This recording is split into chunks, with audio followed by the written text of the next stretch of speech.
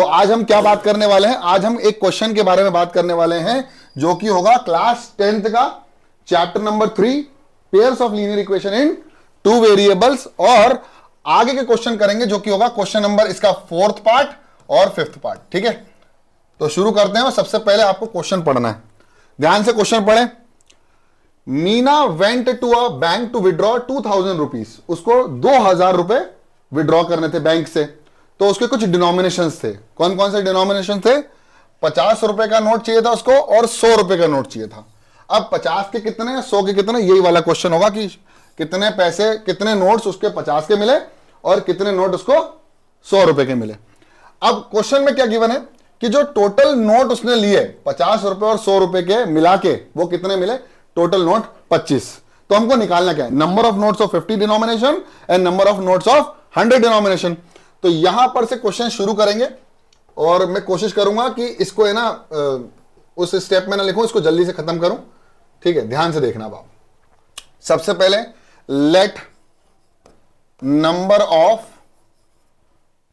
50 rupee note, ठीक है, तो इसको मान लिया एक्स नोट हमने कितने रुपए के लिए, 50 रुपए के। ठीक है, अब let number of 100 rupee note कितने हो गए, वाई। हमने वाई नोट कितने, कौन से लिए, 100 रुपए के हमने वाई नोट लिए और 50 रुपए के कितने नोट लिए, एक्स नोट लिए। ठीक है, समझ में आ गया।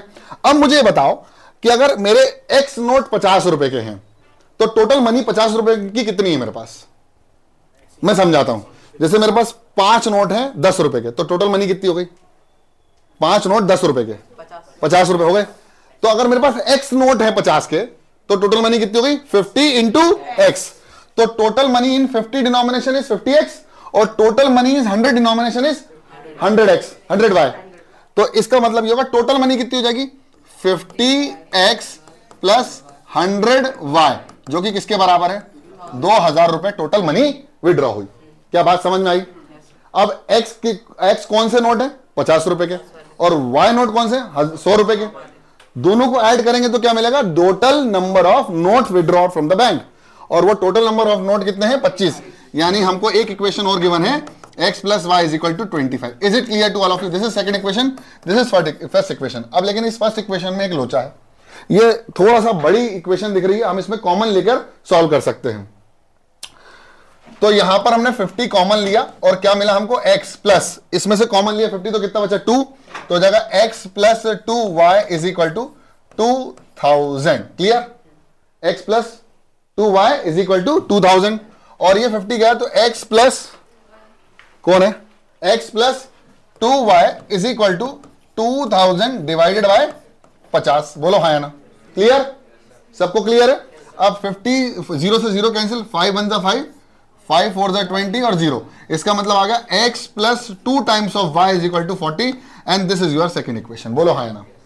तो हमारे पास फर्स्ट इक्वेशन आ गई और हमारे पास सेकंड इक्वेशन आ गई। We have 2 equations, 2 variable, we can solve it. अब आपको मेथड कौन कौन से लगते हैं भाई? सबसे पहला होता है ग्राफिकल मेथड, जो हमको इस्तेमाल नहीं करना है एग्जाम में जब भी प्रॉब्लम आएगा। फिर हमको या तो सब्स्टिट्यूशन मेथड से सॉल्व कर लो या elimination by equating the coefficient. Cross multiplication is deducted from the course.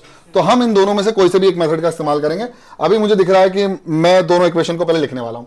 तो आ गया x plus y is equal to 25 और ये हो जाएगा x plus 2 times of y is equal to 40। Is it clear? This is first equation and this is second equation. मैं इसको easily by eliminating the coefficient solve कर सकता हूं, equating the coefficient. कैसे? सर यहां पर भी x है, उसके आगे क्या लिखा है 1, और यहां पर भी x है, उसके आगे क्या लिखा हुआ है 1। तो क्या करें भाई, दोनों इक्वेशनों को माइनस करेंगे। क्यों करेंगे? क्योंकि दोनों के साइन कैसे हैं, पॉजिटिव हैं। अगर दोनों के साइन सेम हैं तो हमें डायरेक्ट ऐड नहीं करना है, हमें माइनस करना है दोनों इक्वेशन को। लेकिन अगर दोनों के साइन डिफरेंट है तो हमें डायरेक्ट ऐड करना है। तो हमने जब भी माइनस करेंगे तो ये हो जाएगा माइनस, जो प्लस है वो क्या हो जाएगा माइनस, जो प्लस है वो क्या हो जाएगा माइनस। नाउ x से x cancel, minus plus minus, answer आएगा 2y में से y जाएगा तो कितना बचेगा, माइनस का y, क्योंकि ग्रेटर नंबर साइन क्या है, वेरी गुड।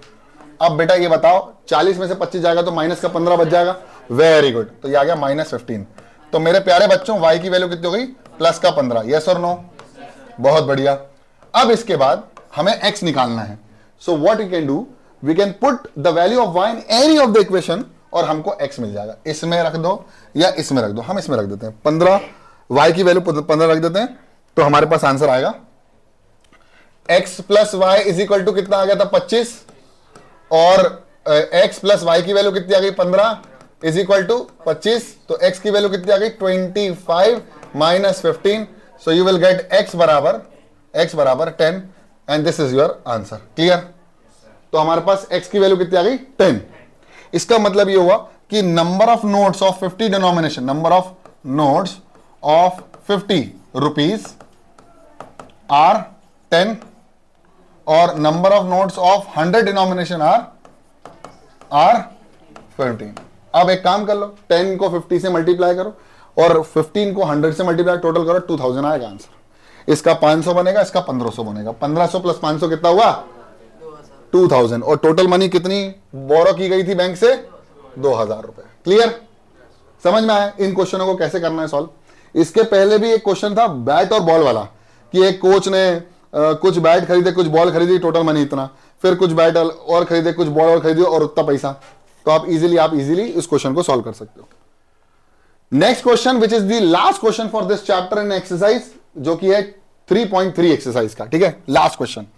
और ये क्वेश्चन लगभग आपको सिमिलैरिटी देगा किस क्वेश्चन की, जो टैक्सी वाला क्वेश्चन आप लोगों ने किया था, कि टैक्सी का एक फेयर होता है, फिक्स चार्ज होता है, उसमें बैठो, फिर उसमें आपके पर किलोमीटर कुछ पैसा लगता है और टोटल मनी आपके सामने आ जाती है। यहां एक लाइब्रेरी है। अब लाइब्रेरी के अंदर पहले 3 दिन का कुछ फिक्स चार्ज है। लाइब्रेरी में बुक्स इशू करवाने का कुछ पैसा लगता है, आप बुक्स खरीदो मत, इशू करवा लो, लाइब्रेरी बनी इसलिए। ठीक है, तो a lending library has a fixed charge for first 3 days.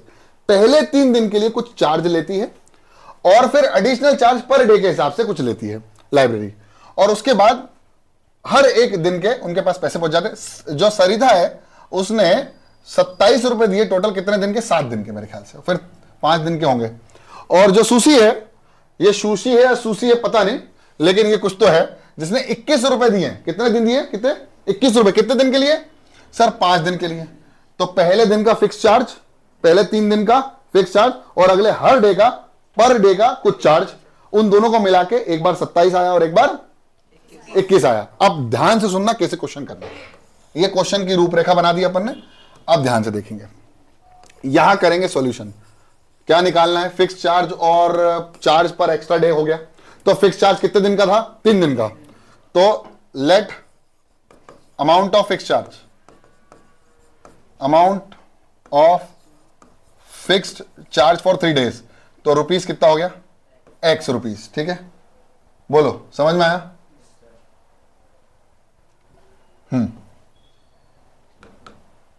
इसके बाद let amount of charge per day, additional per day का कितना हो गया? Rupees y। अब मुझे बताओ, पहली कंडीशन के हिसाब से 27 रुपए लग रहे कितने दिन के? 7 दिन के। तो 7 दिन में से पहले 3 दिन तो निकल गए, बचे कितने? 4 दिन। यानी पहले 3 दिन का तो पैसा हट ही गया है, वो कितना है? x। पहले 3 दिन का तो फिक्स है ना x, तो पहले 3 दिन का x प्लस बचे कितने दिन? 4 दिन। वो 4 दिन का पर डे के हिसाब से कितना हो गया? y। तो ये हो गई टोटल मनी। टोटल मनी कितनी दी थी? 27। बोलो हाँ, फिक्स चार्ज निकाल रहे ना। तो पहले 3 दिन का फिक्स चार्ज हमारा हो गया x और अगले पर डे के हिसाब से y हो रहा है। तो कितने दिन बचे? 4 को y से मल्टीप्लाई करेंगे तो 4 दिन का पैसा वो, और पहले 3 दिन का पैसा, टोटल कितना हो गया? 7 दिन का पैसा कितना दिया था? 27। उसी लाइब्रेरी में एक और बच्ची थी जिसने पहले दिन का पैसा दिया x, वो सबके लिए फिक्स था, और उसने अगले 5 दिन के लिए दिए, मतलब पहले 3 दिन हो गए, बचे कितने? 2 दिन। तो हो गया 2y, कितना पैसा दिया? 21। These are the 2 equations of linear equations and we can solve easily by any of the method. कौन कौन से? अब 2 इस्तेमाल करेंगे, सब्स्टिट्यूशन या eliminating by equating the coefficient. अभी इक्वेटिंग द कोएफिशिएंट ही दिख रहा है। पहले दोनों इक्वेशन को लिखो, x plus 4y is equal to 27, ये हो जाएगा x plus 2y is equal to 21। क्यों माइनस करेंगे प्लस करेंगे?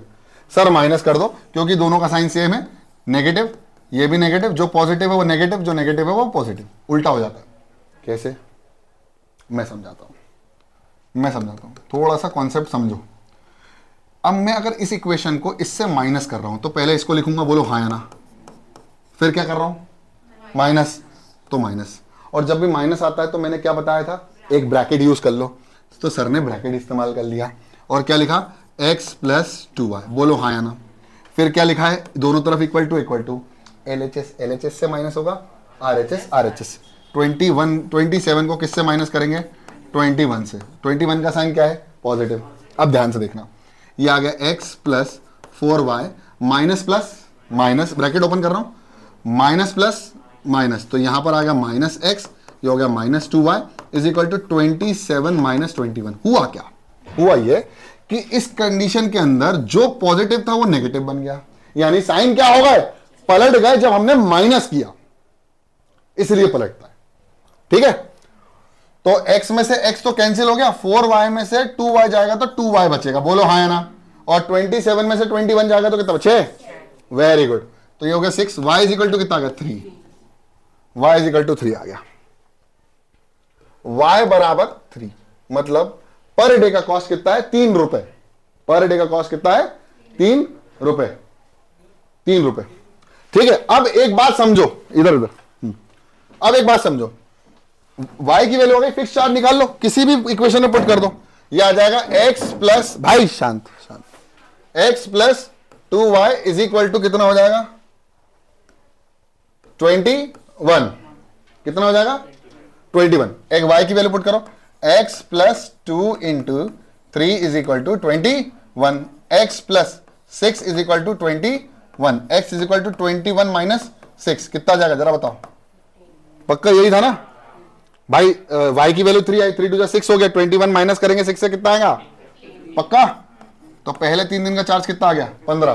तो फिक्स चार्ज कितना है, 15। तो therefore fixed charge for 3 days is ₹15 and charge per day